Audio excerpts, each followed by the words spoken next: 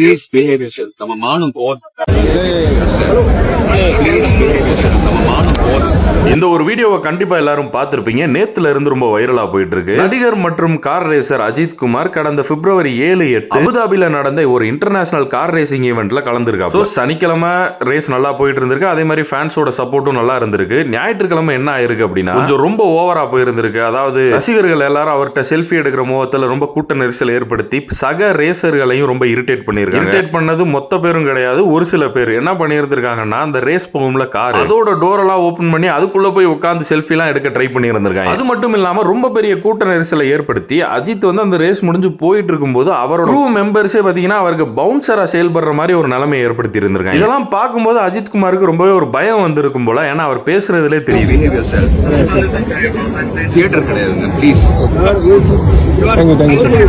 அதனால டக்குன்னு திரும்பி ப்ளீஸ் பிஹேவ் யுவர் செல்ஃப், இது தியேட்டர் கிடையாது, ஏன்னா இது ஒரு பப்ளிக் ஈவென்ட்டோ இல்ல தியேட்டரோ கிடையாது, இது ஒரு ரேஸ், இது ஒரு ஸ்போர்ட். இங்க வந்து பாத்தீங்கன்னா நம்ம தியேட்டர்ல பிஹேவ் பண்ற மாதிரி பிஹேவ் பண்ணுவோம். அவருக்கு பயம் வந்துருச்சு, எங்கடா நம்ம ரசிகர்களையும் தற்கொலைன்னு சொல்லி அசிங்கப்படுத்திடுவாங்களோன்ற பயத்துல அவர் சொல்ற வார்த்தை என்ன, நம்ம மானமே போகுது அப்படின்ற. Please behave yourself. நம்ம மானம் போதும். Please behave yourself. நம்ம மானம் போதும். அவர் இந்த இடத்துல ஏன் மானம் போகுதுன்னு சொல்லல, நம்ம மானம் போகுது அப்படின்னு தான் சொல்றாரு. இதை கூட ஒரு சில பேர் திருச்சிக்கிட்டு இருக்காங்க. எப்படின்னா அந்த பாருங்களேன், அஜித் குமார் அவர்கள் வந்து இன்னைக்கு தன்னோட ரசிகர்களை பார்த்து என்னோட மானமே போச்சுன்னு சொல்லிட்டு கண்டபடியே திட்டிருக்காரு. எப்படி கல்பி விட்டுக்கிட்டு இருக்கேன் பாத்தியா வீடியோ பாத்தியல. அவர் என்னோட மானமே போகுதுன்னு சொன்னாரா, நம்மளோட மானம் போகுதுன்ற மாதிரி தான் சொல்லியிருந்தார். அவர் ஃப்ரஸ்ட்ரேட் ஆகி என்ன மனநிலையில சொல்லியிருக்காருன்றது அவர் பேசும்போதே தெரியுது. அதாவது இப்படி நீங்க பண்ணீங்கன்னா நம்ம மானமே போகுது. நம்ம மானம்ன்றது அவர் என்ன மீன் பண்றாருன்னா, என் மானமும் போகுது, உங்க மானமும் போகுது. நம்ம எல்லாரும் எங்க இருந்து வர்றோம், நம்ம தமிழ்நாட்டுல இருந்து வர்றோம். அப்ப நம்ம தமிழ்நாட்டுக்குமே நேம் போகும். என்னடா அவங்க காட்டுவாசி தற்கொலை கூட்டம் மாதிரி நடந்துகிட்டு இருக்காங்க, என்னமோ தியேட்டர்ல வந்து ஃபேன்ஸ் விழுகிற மாதிரி விழுந்துக்கு இருக்காங்க. இதுல முக்கியமா நம்ம மானமே போகுதுன்னு அவர் ரொம்ப கோவப்பட்டு சொல்ற வார்த்தை எதனால அவர் சொன்னார்ன்றது அவங்க க்ரூ மெம்பர்ல இருந்து ஒருத்தவங்க வீடியோ போட்டதுல சொன்னது என்னன்னா, சில பேர் குடிபோதையிலையும் வந்ததா சொல்லப்படுது. அப்ப அவருக்கும் அவரோட ஃபேன்ஸுக்கும் மானம் போகத்தானே செய்யும் அந்த ஒரு சில பேரால. அந்த இதுலதான் அவர் கோவப்பட்டு சொல்லி இருக்காப்ல. அவர் ஒன்னும் அவரோட ஃபேன்ஸை வச்சு பொழப்பு நடத்துன்ற நினைப்புல இல்ல. கண்டிப்பா எல்லா இடத்துலயும் இந்த ஃபேன்ஸ்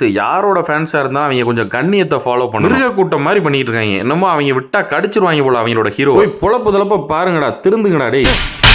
நீ கேட்ட ஒவ்வொரு கேள்வி என்ன செருப்பால் அடிச்ச மாதிரி இருக்குடா. மாதிரி இல்ல, உண்மையிலே செருப்பால தான் அடிச்சது.